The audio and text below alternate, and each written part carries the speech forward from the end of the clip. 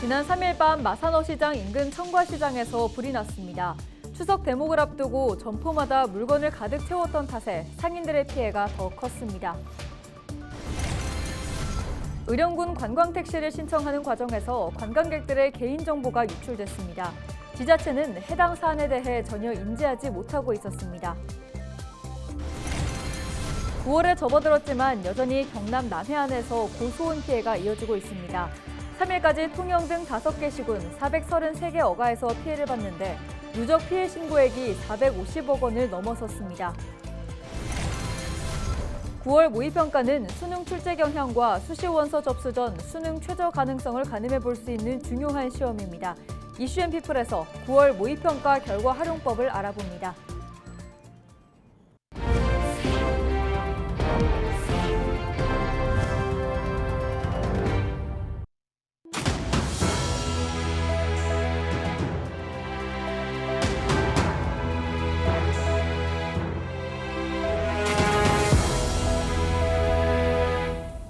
시청자 여러분 안녕하십니까? 헬로티비 경남 뉴스입니다.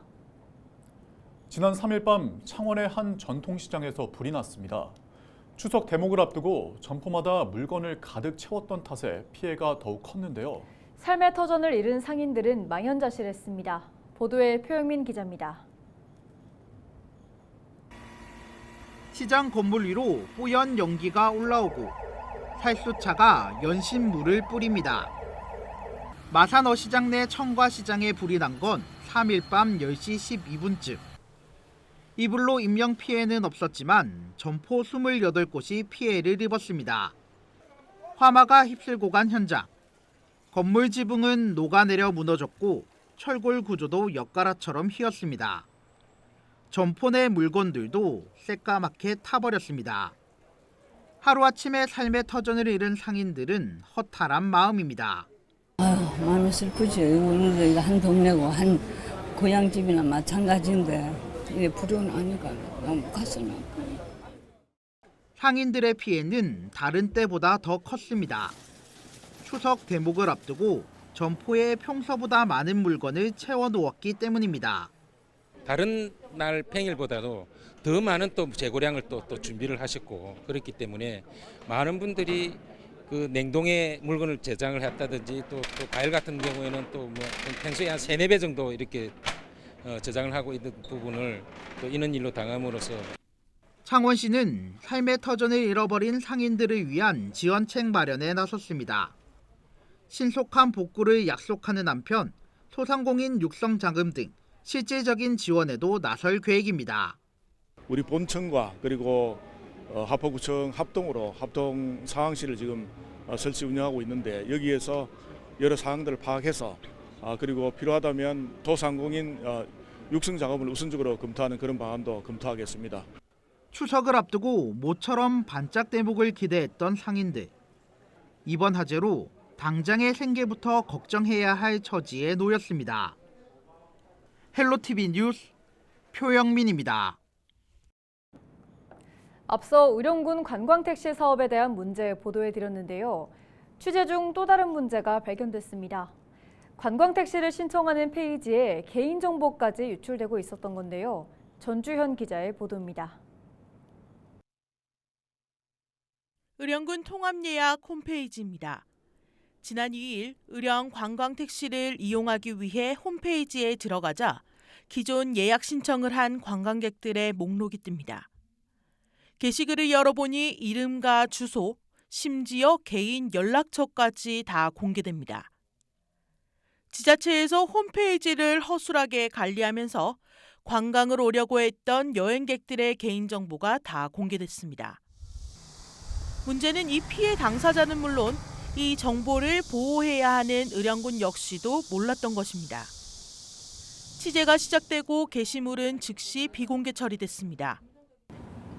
시스템적 오류가 있었던 것 같고요. 그 부분도 시스템 유지 관리하는 용역 업체가 있긴 하지만 저희 쪽에서도 그 부분을 잘 못 챙겼던 부분인 것 같습니다. 당연히 이제 그 확인한 즉시 보완 조치를 했고 그런 부분이 다시 발생하지 않도록 계속적으로 관심을 기울이고 체크하도록 하겠습니다.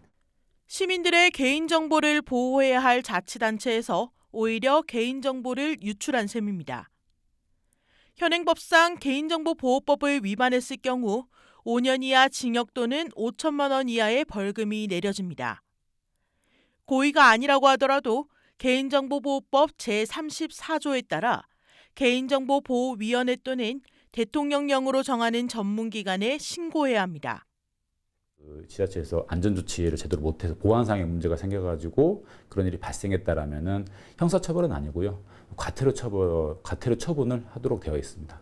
개인정보보호법 위반은 그 피해자들의 인지랑 상관이 없어요. 유출된 사실 자체가 있다라면 그것만 가지고 뭐 처벌을 하는 거기 때문에 그 피해자들 인지 여부와는 아무런 상관이 없습니다. 시민들의 안정성을 확보해야 할 지자체에서 오히려 개인정보가 유출된 상황. 의령군은 피해자들에게 개인정보 유출 사실을 알리고 앞으로 피해 지원과 재발 방지책을 마련한다는 계획입니다. 헬로티비 뉴스 전주연입니다. 마산 동부경찰서는 손님으로 가장해 금은방에서 금 20돈 상당의 기금속을 훔쳐 달아난 혐의로 20대 A씨를 구속했다고 4일 밝혔습니다. A씨는 지난달 12일부터 22일까지 창원과 밀양의 금은방에 들어가 목걸이와 팔찌 등 장신구를 살 것처럼 속인 뒤 주인이 방심한 틈을 타 900만 원 상당의 물건을 훔쳐 달아났습니다. 경찰 조사 결과 A씨는 개인 채무 변제와 생활비 마련을 위해 범행을 저지른 것으로 알려졌습니다. 경찰은 A씨에 대한 구속영장을 발부받아 지난달 26일 검찰에 구속 송치했습니다. 지난 3일 폴란드에서 열린 국제방위산업 전시회에 경남 도내 주요 방산기업이 잇따라 참석했습니다. 국제방위산업 전시회는 매년 폴란드 키엘체에서 열리는 유럽 3대 방산 전시회 중 하나입니다. 경남 도내 카이 한국항공우주산업과 하나에어로스페이스, 현대로템 등 13개 기업이 참여했습니다. 지난달 28일부터 동유럽 출장길에 오른 박안수 경남도지사 등 경남 대표단도 국제방위산업 전시회를 찾았습니다. 전시회에서 박 지사는 한국관을 공식 방문한 안제이 세바시친 두다 폴란드 대통령을 만났습니다. 박 지사는 폴란드 대통령과 동행하며 경남 주요 방산기업의 무기를 소개하고 K방산이 글로벌 시장에서 갖는 중요성을 강조했습니다. 현장에 와서 이야기를 들어보니까 우리 FA50 또 K2 전차 2차 계약 이행을 위해서는 물론 폴란드 정부의 힘도 필요하지만은 우리 대한민국 정부가 제도적인 측면에서 아직 방산 부분에 대한 지원 법률이라든지 제도적인 측면에서 보완해야 될 점이 많이 있는 것 같고. 이날 전시회에 참여한 하나오션은 폴란드 대표 방산기업인 WB그룹과 잠수함 사업 협력을 위한 양해각서를 체결했습니다. 이 협약으로 두 기업은 폴란드 정부가 추진하고 있는 해군 현대화 사업의 하나인 오르카 잠수함 건조 사업 수주를 위해 협력을 강화하기로 했습니다. 9월에 접어들었지만 경남 남해안에서는 여전히 고수운 피해가 이어지고 있습니다. 경상남도는 3일 통영과 거제, 고성, 남해 하동 5개 시군 433개 어가에서 어류 2,600만 마리, 멍게 738줄이 폐사했다고 밝혔습니다. 누적 피해 신고액은 450억 원을 넘어섰습니다. 경남에서는 통영이 250개 어가에서 폐사 신고가 접수돼 피해가 가장 컸습니다. 죽은 어종은 고수온에 취약한 조피볼락, 말쥐치가 대부분입니다. 고수온의 강한 어종으로 알려진 숭어와 참동 등도 잇따라 피해를 봤습니다. 현재 경남 남해안 전역은 지난 16일부터 고수온 경보가 내려져 있습니다. 거제시의회 원구성을 놓고 40여일 만에 극적으로 합의했습니다. 4일 오후 거제시의회 여야 대표들과 무소속 양태석 의원, 의정동의회, 거제 경실련 대표들이 모여 후반기 의장단 선출에 대한 합의서에 서명했습니다. 합의서에서는 신금자 의장이 이번 일련의 사태에 대해 공식적으로 사과를 하고 의회 운영위원장과 행정복지위원장은 더불어민주당이 추천하는 후보로 경제관광위원장은 투표로 선출한다고 담겼습니다.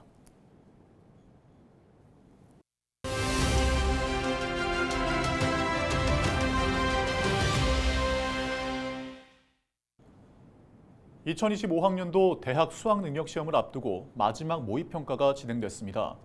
9월 모의평가는 수능 출제 경향과 수시 원서 접수 전 수능 최저 가능성을 가늠해 볼 수 있는 중요한 시험인데요. 네, 자세한 정보 경남교육청 김종승 교육연구관 연결해서 알아보겠습니다. 연구관님 안녕하세요. 예, 안녕하십니까. 네, 수능을 앞두고 9월 모의평가가 치러졌습니다. 이번 시험은 어떤 의미가 있을까요? 예, 9월 모평은 대학 수학능력 시험 치기 직전에 한국교육과정평가원이 실시하는 시험 6월 모평, 9월 모평이 이제 두 가지가 있는데 네. 6월 모평 같은 경우는 이제 학생들의 당의 능력을 미리 점검을 하는 차원이면 9월 모평은 그걸 바탕으로 해서 실질적으로 11월 대학 수학능력 시험 문제 난이도의 적합성 여부를 판단하는 아주 중요한 시험이라고 할 수 있습니다. 네, 그렇다면 이번 모의평가 이후에 수험생들은 어떤 준비를 해야 할까요? 학생들 입장에서 보면 수시 모집이 9월 9일부터 시작이 됩니다. 그러니까 학생들 입장에서는 수시에 있어서 지원하는 데 있어서 중요한 잣대가 9월 모평이 될 수 있는데 특히 학생들 입장에 있어서는 9월 모평 가채점 결과를 통해서 내가 정시에 합격할 수 있는 수준의 대학이 어딘지 가늠하고 그 대학보다는 조금 상향 지원하는 것이 수시 지원의 중요한 역할이라고 이렇게 말씀드릴 수 있습니다. 네, 그런데 9월 모의평가 결과가 나오기 전에 수시 원서 접수가 시작이 됩니다. 수험생과 학부모의 고심도 클 수밖에 없을 것 같은데요. 좀 조언을 해주시죠. 예, 사실 6월과 이제 9월 모평 두 가지가 있는데 일반적으로 보면 9월 모평 같은 경우에는 가채점의 결과만 가지고 원서 접수에 참고를 해야 되기 때문에 조금 힘든 부분은 있을 겁니다. 그래서 제가 생각할 때는 담임 선생님과의 상담을 통해서 충분히 지원의 도움을 받으셔야 될 것 같고 남은 기간 동안에 수능 점수를 올리기 위해서 오답 노트라든지 이런 형태로 해서 남은 기간에 최선을 다하면 되고 꼭 말씀드리고 싶은 것은 내가 모르는 문제는 절대로 출제되지 않는다는 강한 자신감으로 남은 기간 대비를 하면 좋은 결과가 있을 것 같습니다. 네, 오늘 말씀 고맙습니다. 여기까지 듣겠습니다. 예, 감사합니다. 네, 지금까지 경남교육청 김종승 교육연구관과 함께했습니다. 다음 소식입니다. 3일 오후 7시 40분쯤 부산 연제구 연산동의 한 오피스텔 옥상에서 30대 남성 A씨가 여자친구를 죽였다고 스스로 경찰에 신고했습니다. 신고를 받고 출동한 경찰은 옥상 난간에 앉아있던 A씨를 구조한 뒤 검거했습니다. 경찰은 A씨가 살해했다는 여자친구의 오피스텔 현관을 강제 개방해 흉기에 찔려 의식이 없는 상태인 B씨를 발견해 병원으로 이송했지만 숨졌습니다. 사건 현장에서는 범행 도구로 추정되는 흉기가 발견됐습니다. 경찰은 A씨를 상대로 범행 동기 등을 수사하고 살인 혐의로 구속영장을 신청할 예정입니다. 9일 오전 5시 50분쯤 부산 동천에서 숭어 집단 폐사가 발생했습니다. 집단 폐사는 동천 전역에서 발견됐고 300여 마리로 추정되고 있습니다. 배종일 숨쉬는 동천 답사 단장에 따르면 지난 3일 오전부터 죽은 숭어가 한두 마리씩 발견됐는데 4일 집단 폐사가 발생했다고 밝혔습니다. 코로나19가 재유행함에 따라 함안군이 지역 내 감염 취약시설 집중관리에 들어갔습니다. 함안군은 합동 전담 대응팀을 꾸리고 지난 29일부터 요양병원과 요양시설, 주야간 보호센터, 장애인 복지시설 등 감염 취약시설에 대한 집중 점검에 나섰습니다. 군은 또 사람들의 이동이 많은 추석 연휴에도 코로나 확산 방지를 위해 비상근무에 들어갈 예정입니다. 이상으로 뉴스를 마칩니다. 함께해 주신 여러분 고맙습니다.